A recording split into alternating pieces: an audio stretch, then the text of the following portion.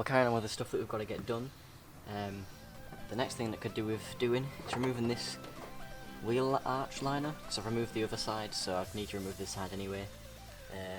So let's start. I think there's a bolt here. You don't need these for MOT. I'm not going to be driving it in the wet, so it's free weight reduction basically.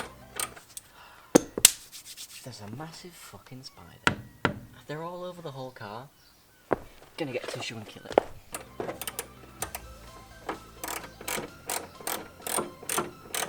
Let's work at getting these clips off first as well.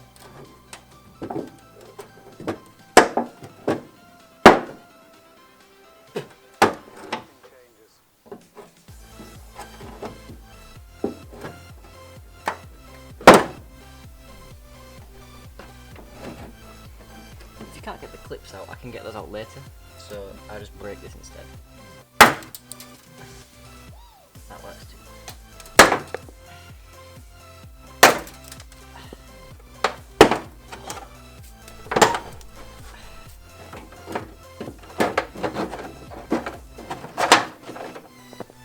Oh, I might need a bit of persuasion to come up.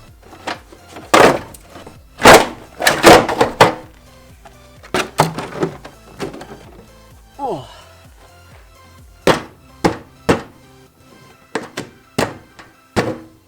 Now we just tear up the bumper back together.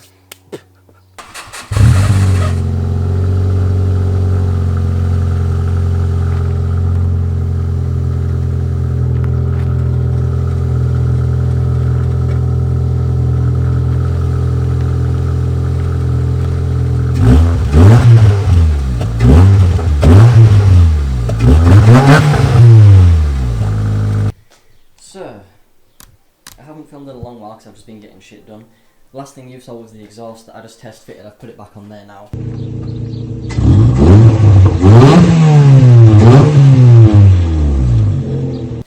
So since then, my Ibiza's gone for MOT and it failed on this flexi. Was sort of expected that this was going to fail. It's not supposed to separate like that. Newsflash. So I've hollowed out this cat.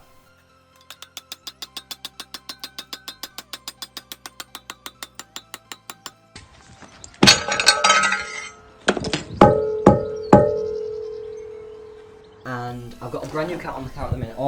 I've got a brand new version of this on the car. So I'm going to get this flexi fixed and welded back to the pipe so that it's fine.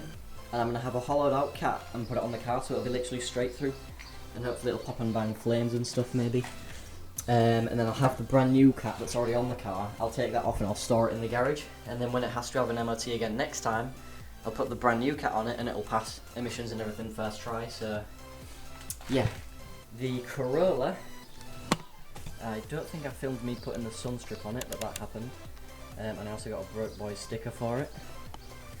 All of the air conditioning in the Corolla has been taken out and gutted.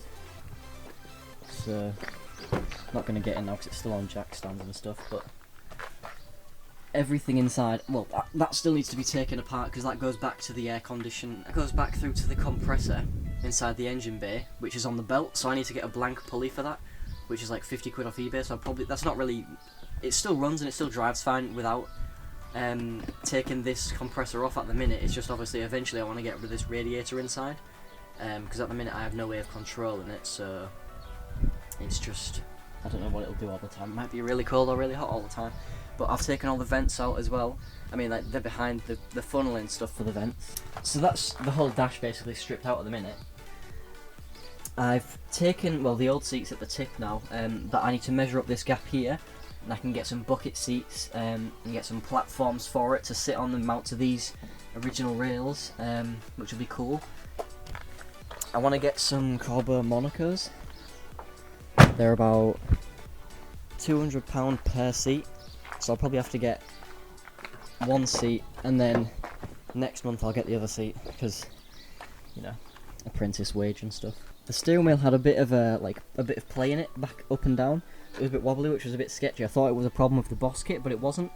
What I managed to do is get a ratchet in here and just tighten up this bolt to the steering column. Now it's rock solid. Ooh, that wasn't it breaking, that's the steering lock. I thought I broke it. I think you're basically up to speed. Yeah.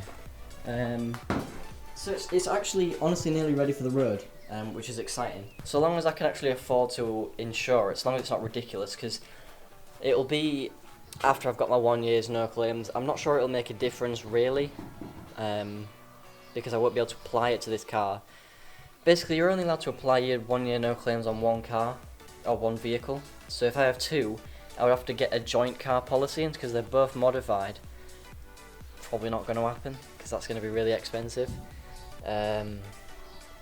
So I'll probably have to get them on separate policies, or I'll tax this and then just get temporary insurance whenever I need it. Temporary insurance doesn't give you the option to declare mods, which is a bit, not dodgy because you can't really do anything about it, but it's a bit bad because if you get pulled over and they say you've got nothing declared on your mods, you literally don't have an option to, so not really my fault or problem.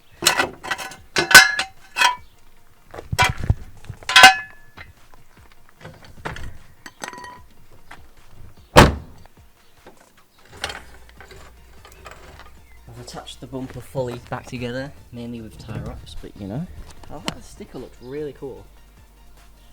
I might get one for the Ibiza. The sticker was a tenner though, which is a bit expensive for a sticker, but I guess it's the brand, so that's what you're paying for really. The respray is still going. There was a patch of basically a clear bit of tape over there that I never saw somehow, so I've had to peel that off. So I need to do several more coats on this anyway. Once this is fully black, I can send the V5 back off to say that it's black instead of red. I've ordered some new front discs and pads, so because these are really badly lipped. I'm going to keep the old discs and pads, get some new calipers and possibly an axle off a G6R, and rear brake swap it so that it's got discs all round, which would be cool. So those discs are on the way. Hopefully they come next week. I've ordered them to my work address, so I'll probably install them on a night time at some point. It's really close actually to being able to go on the road. Once I've taken the rest of the AC apart, I'll put all the dash back in, which will take like, I don't know, an hour maybe, probably less. But yeah, I think that's basically it. To get it road legal at least, but it's getting there.